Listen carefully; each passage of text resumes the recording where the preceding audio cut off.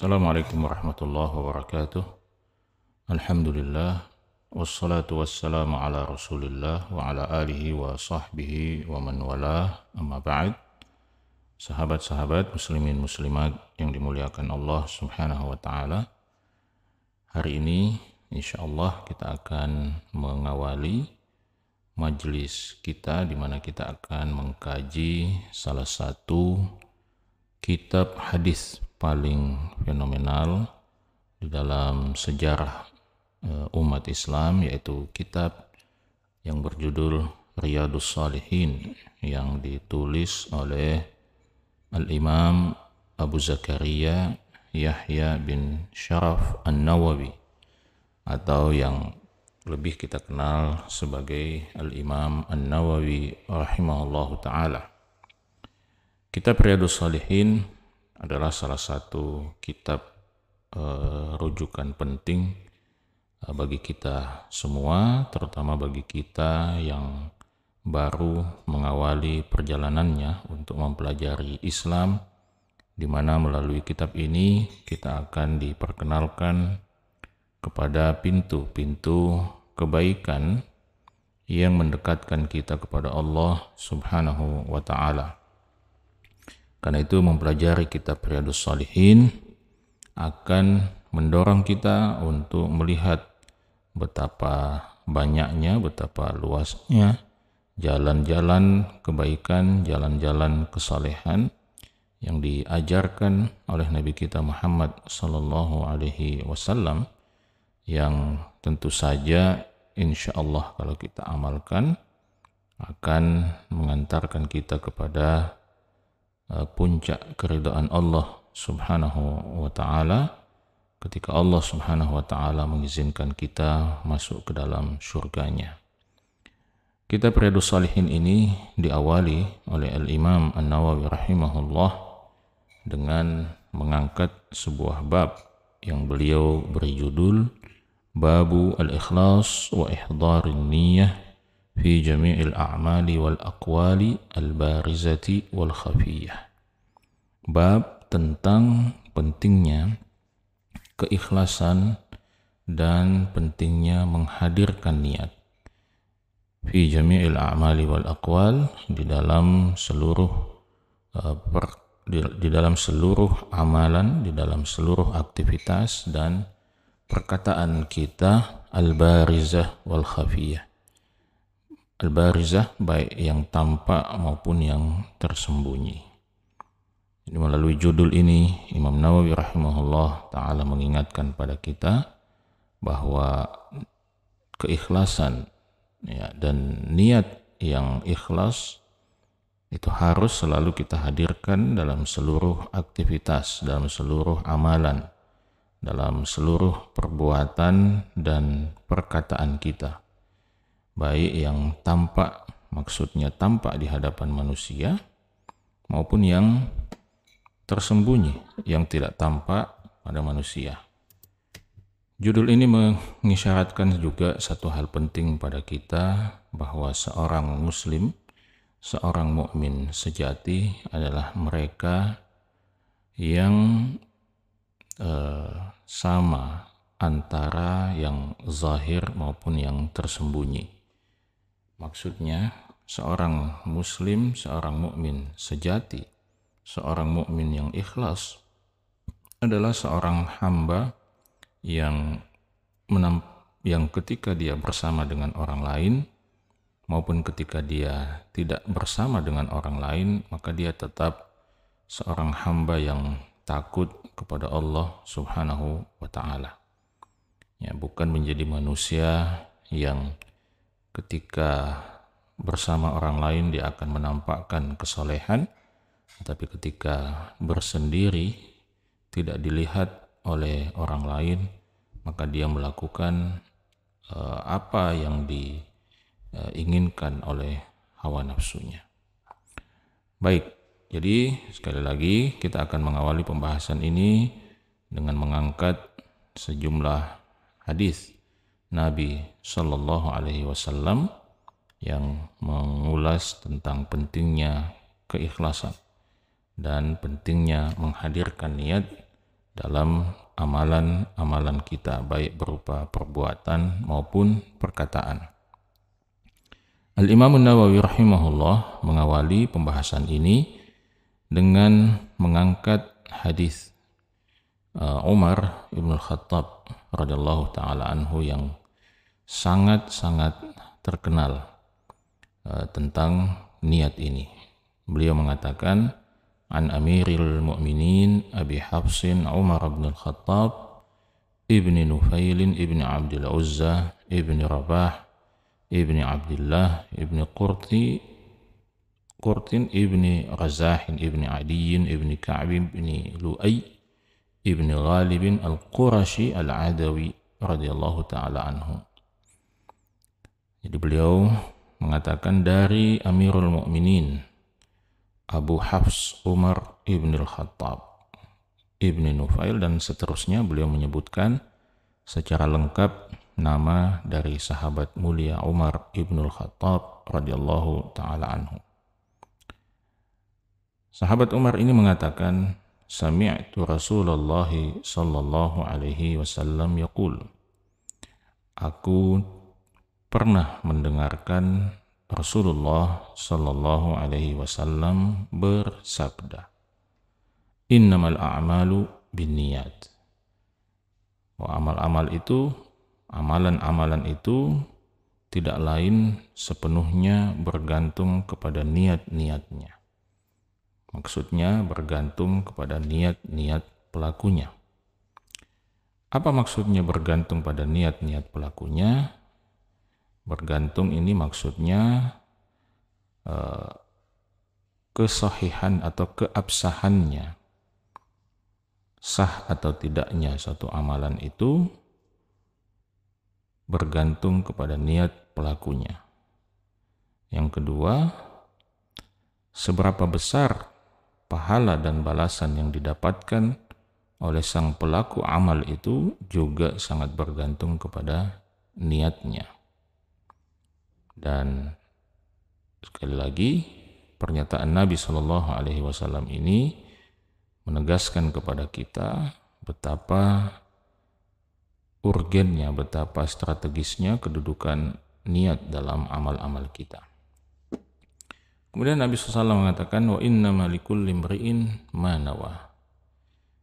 Dan bahwasanya setiap orang itu tidak lain hanya akan mendapatkan balasan pahala sesuai dengan apa yang dia niatkan. Allah Subhanahu wa ta'ala akan membalas amal kita sesuai dengan niat kita, sesuai dengan keikhlasan niat kita di dalam melakukannya. Karena itu boleh jadi ada dua orang hamba yang melakukan amalan yang sama, tetapi yang satu derajatnya diangkat setinggi-tingginya oleh Allah Subhanahu wa ta'ala, sementara yang satu justru sebaliknya, derajatnya direndahkan oleh Allah Subhanahu wa ta'ala. Bukan karena apa, ya, tetapi disebabkan oleh perbedaan niat yang tersimpan di dalam hati setiap hamba ini. Karena itu di sini Nabi mengatakan, innama likulli imri'in ma nawa. Apa yang kita dapat itu sangat bergantung kepada apa yang kita niatkan. Lalu Nabi SAW memberikan contoh kasus. Beliau mengatakan, faman kanat hijratuhu ilallahi wa rasulihi. Maka barang siapa yang hijrahnya, niat hijrahnya itu kepada Allah dan Rasulnya, niat dan hijrahnya ikhlas karena Allah Subhanahu wa ta'ala, karena ittiba kepada Nabi Sallallahu Alaihi Wasallam, karena mencontoh Nabi Sallallahu Alaihi Wasallam, fahijratuhu ilallahi wa rasulihi. Maka berarti hijrahnya sudah benar. Hijrahnya sudah benar karena Allah Subhanahu wa ta'ala, dan juga karena ittiba, karena mencontoh kepada Nabi Sallallahu Alaihi Wasallam.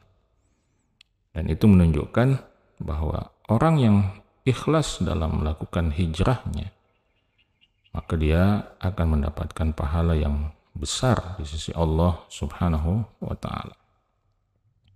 Sebaliknya, kata Nabi sallallahu alaihi wasallam, "Wa man kanat hijratuhu lidunya yusibuha." Siapa yang hijrahnya, siapa yang niat hijrahnya karena dunia yang ingin dia dapatkan. Dia ikut-ikutan hijrah karena ingin mendapatkan dunia. Ada kepentingan dunia di balik hijrah yang dia lakukan. Mungkin kepentingan bisnis, dia mungkin ikut hijrah karena hijrah sekarang ini sedang tren, dan dari segi bisnis trending topik itu menguntungkan. Ya, kalau ada sebuah isu, ada sebuah tren, maka itu tentu menjadi daya tarik dan memberikan peluang yang besar dari segi bisnis. Ya, karena itu bisnis yang dikaitkan, ditautkan dengan hijrah itu mungkin berpeluang untuk memberikan keuntungan yang besar. Maka siapa yang hijrahnya untuk semacam ini, untuk kepentingan dunia yang ingin dia raih, awim ra'atin yang kihuha, atau karena ada seorang wanita yang ingin dia nikahi, fa hijratuhu ila ma hajara ilaih, maka hijrahnya ya kepada apa yang dia inginkan. Jadi kalau dia hijrah karena seorang wanita yang ingin dia nikahi, maka mungkin dia akan mendapatkan itu. Tapi kalaupun dia mendapatkan itu, maka dia hanya mendapatkan itu saja, dan dia tidak layak untuk mendapatkan balasan yang Allah janjikan kepada mereka yang ikhlas dalam melakukan hijrahnya. Nah, dalam contoh kasus ini kepada kita, Nabi SAW menunjukkan satu contoh amal, yaitu hijrah. Hijrah dalam penjelasan para ulama setidaknya dibagi menjadi dua, yaitu hijrah secara fisik, di mana seorang muslim meninggalkan tempat di mana dia tidak bisa beribadah kepada Allah Subhanahu wa taala dan pergi menuju tempat yang memberikan dia kesempatan untuk beribadah kepada Allah Subhanahu wa taala, maka ini disebut hijrah, tetapi dia dilakukan secara fisik. Atau hijrah yang sifatnya ma'nawiyah, ya, hijrah yang sifatnya ma'nawiyah atau ruhiyah, yaitu ketika seorang muslim meninggalkan apa yang diharamkan oleh Allah Subhanahu wa taala dan melakukan apa yang dihalalkan oleh Allah Subhanahu wa taala. Meninggalkan apa yang dilarang oleh Allah dan melakukan apa yang diperintahkan oleh Allah Subhanahu wa taala. Yang tadinya tidak mengenakan hijab, kemudian mulai mengenakan hijab. Yang tadinya tidak sholat, kemudian mulai komitmen untuk sholat. Yang tadinya masih berinteraksi atau bertransaksi dengan transaksi riba, maka dia tinggalkan transaksi itu. Nah, ini juga disebut sebagai hijrah, tapi hijrah yang bersifat ma'nawiyah atau hijrah yang bersifat ruhiyah. Nah, apapun itu, kalau hijrah ini dilakukan dengan niat yang ikhlas karena ingin mendapatkan apa yang Allah janjikan, karena ingin mendapatkan ampunan Allah, karena ingin mendapatkan balasan Allah Subhanahu wa taala di akhirat, karena ingin mencontohi dan menaati Rasulullah sallallahu alaihi wasallam, maka inilah hijrah terbaik, hijrah yang terbaik, hijrah yang akan mendapatkan balasan yang dahsyat dari Allah Subhanahu wa taala. Tetapi kalau hijrah itu didorong oleh motivasi dunia, ya, dunia ini bisa berupa harta atau bisa berupa wanita sebagaimana yang disebut di dalam hadis ini, maka mungkin kita hanya akan mendapatkan itu. kita hanya mendapatkan itu pun kalau Allah takdirkan kita mendapatkan dunia atau mendapatkan wanita yang kita inginkan. Ya, tetapi kalau tidak, maka itulah kerugian yang luar biasa, di mana kita tidak mendapatkan dunianya, juga tidak mendapatkan akhiratnya.